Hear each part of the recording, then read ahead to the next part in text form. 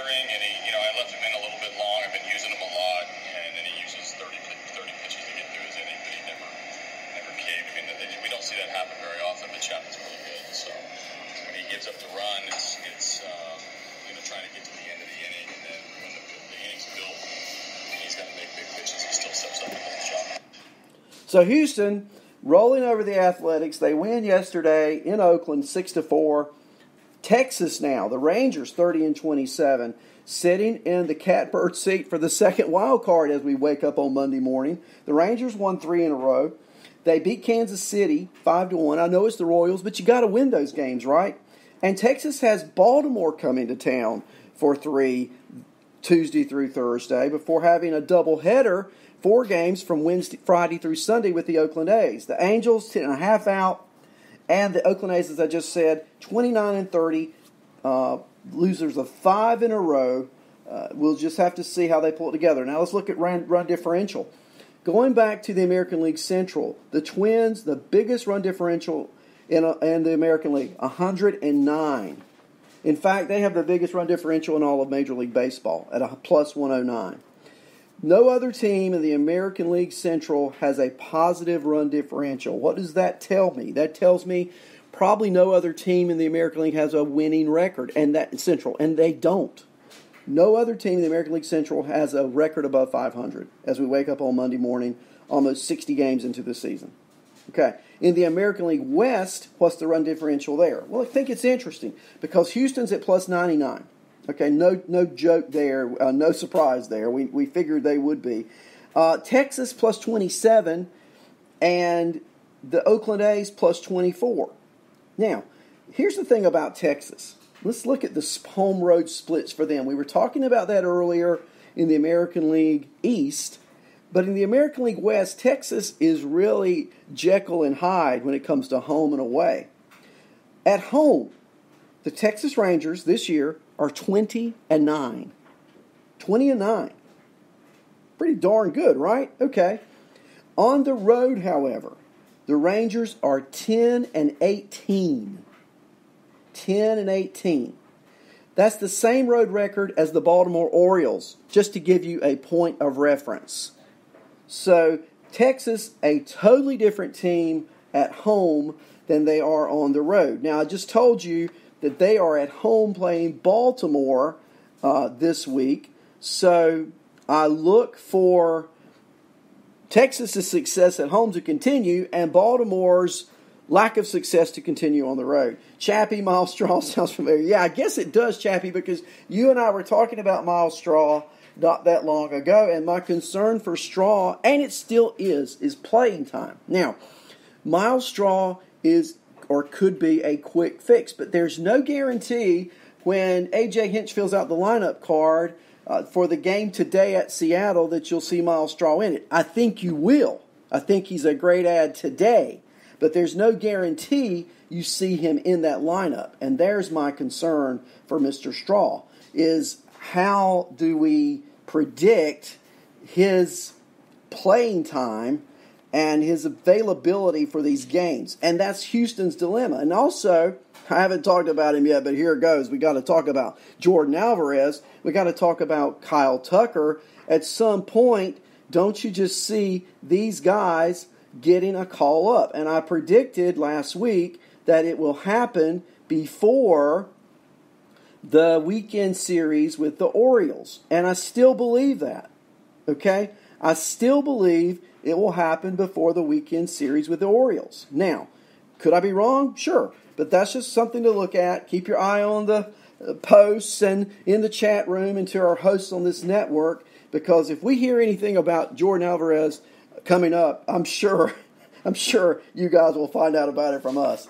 Let's slip over to the National League. I tell you, I plan out these shows, and I try to see how close I come in time to filling the slot. I had a 20-minute slot for the first segment, and there we go. It worked. Okay, we look at the National League, and we'll start in the National League West this time. Just to make it interesting, so you don't automatically think I go to the Eastern Divisions first. All right, so we got the Dodgers at 41-19. the best record in the National League, the second best record percentage-wise in all of baseball. The Dodgers have won 9 out of 10. Okay, they've won 5 in a row. You'd say over that period they've the hottest team in baseball, right? Well, I disagree. I disagree because the Dodgers won 5 straight, but the Rockies have won 8 in a row. Okay?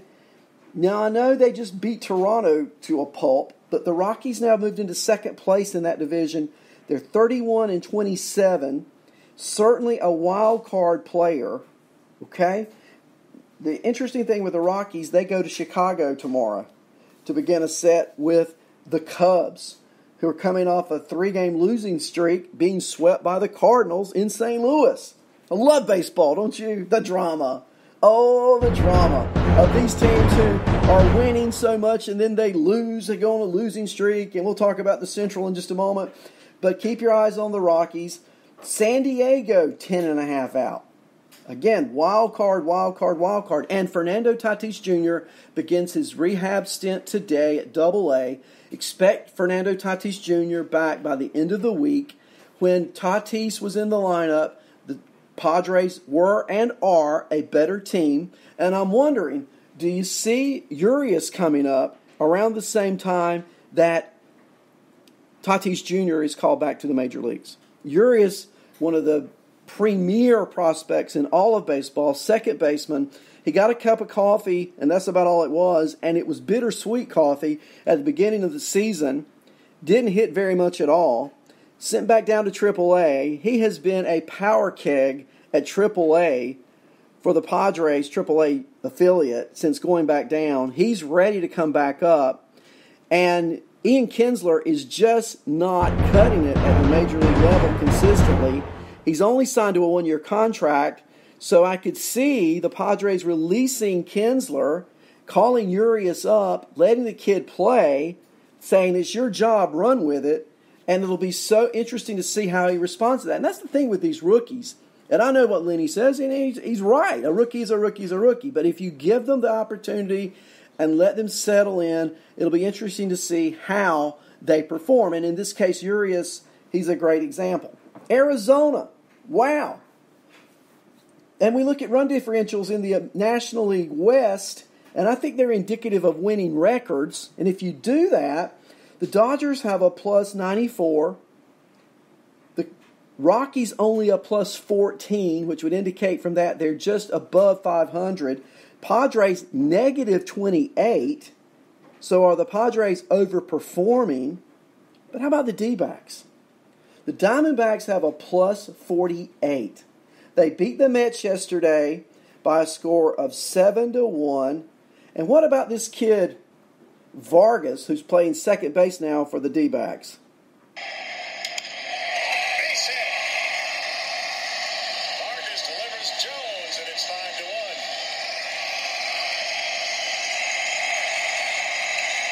Vargas is filling in at second base and performing really well for the Diamondbacks.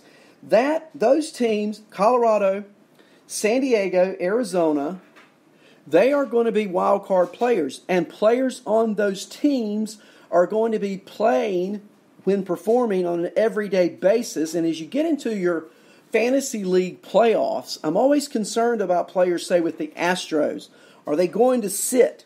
Okay? Whereas if the Rockies and Padres and Diamondbacks and Braves, Cubs, Cardinals, they're all fighting for wild card spots, you better believe it, guys. Their star players are going to be on the field every day come playoff fantasy time. So that's why I'm talking about the Rockies, the Padres, the Diamondbacks in that division. Keep your eye on these players.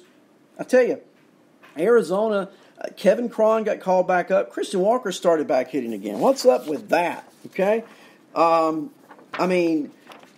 I've talked about giving Kevin Cron a chance, and it just seems like he's about to get his chance, right? And he gets called up, and then they sit him on the bench, okay?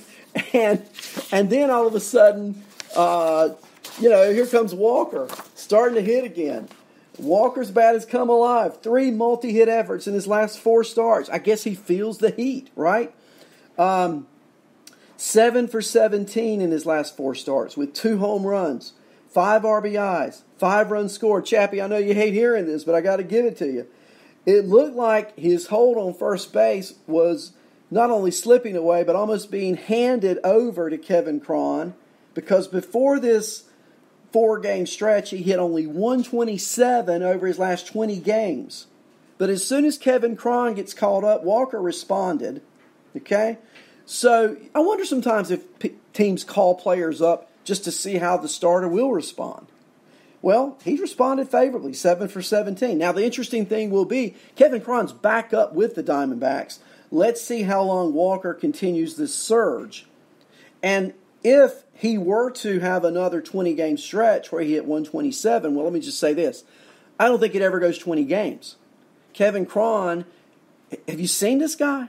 I mean, have you actually seen him on TV? He plays first base. He pinch hits.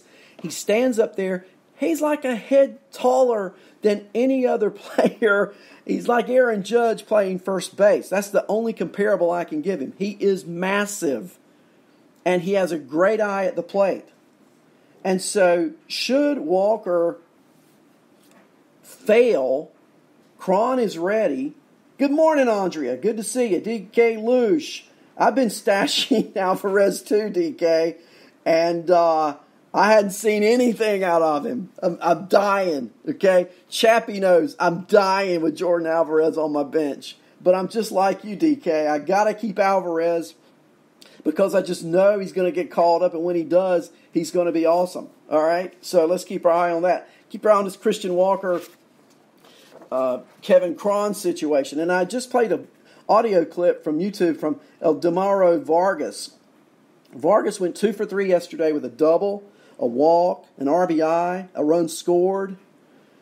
Vargas has had multiple hits for the 4th time in his last 5 starts. Okay, he's only getting 3 to 4 starts a week while he's filling in for the injured Wilmer Flores. But over that period, he's hitting 14 for 34, 412 over 9 games since his call-up.